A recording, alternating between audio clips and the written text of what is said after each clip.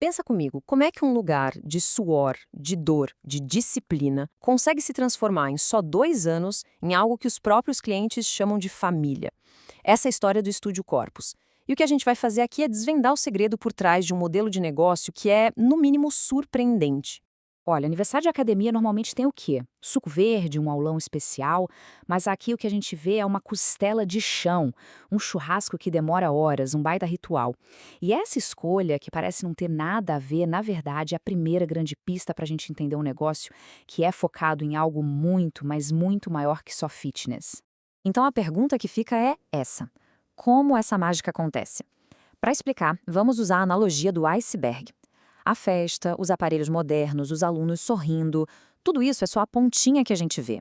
O que sustenta tudo de verdade está escondido debaixo d'água. Uma base invisível de planejamento, de cultura e, o mais importante, de um cuidado humano genuíno. E é para lá que a gente vai mergulhar agora. Bom, é claro que tudo começa com um sonho, mas o grande diferencial aqui não foi só paixão, não. Foi a capacidade de transformar esse sonho num projeto, sabe? Um projeto meticuloso, construído com uma paciência que, vamos ser sinceros, a maioria das pessoas não tem na hora de abrir um negócio. Essa linha do tempo aqui, ela revela uma coisa que é rara hoje em dia: paciência.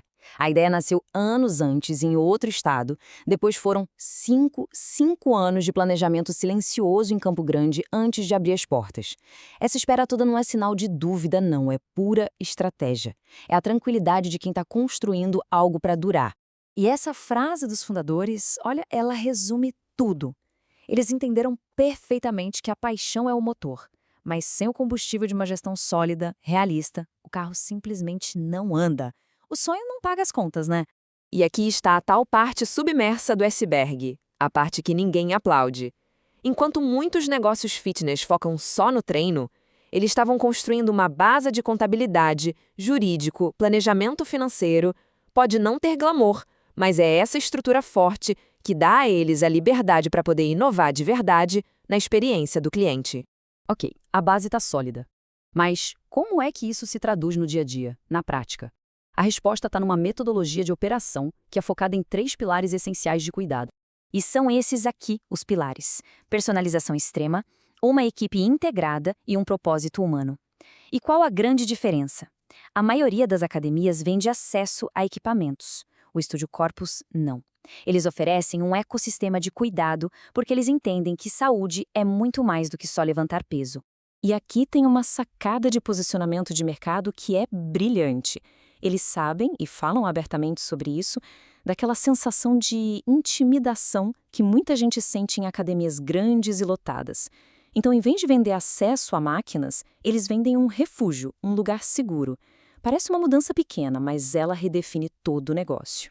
Quer ver um exemplo prático da tal equipe integrada? Eles têm liberação miofascial dentro do estúdio. E por quê? Para atacar de frente a principal causa de desistência: a dor muscular intensa do pós-treino.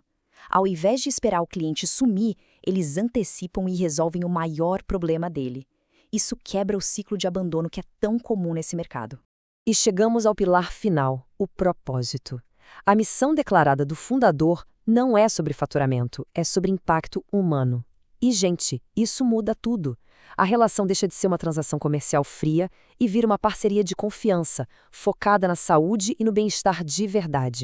Com esses pilares bem firmes, a comunidade começa a surgir quase que naturalmente. Mas a questão é, como eles transformam esse sentimento em uma solução para o maior problema do setor, que é a altíssima rotatividade de alunos? A resposta está na cultura. Em vez daquela relação vertical, sabe, onde o instrutor manda e o aluno obedece, eles criam uma parceria. Usam o bom humor para quebrar a tensão, para criar um ambiente seguro, onde errar faz parte e onde dá para rir de si mesmo. É uma parceria de trincheira, onde está todo mundo junto no mesmo esforço. E essa parceria vai além das paredes do estúdio. Um simples grupo de WhatsApp vira uma ferramenta poderosíssima de suporte.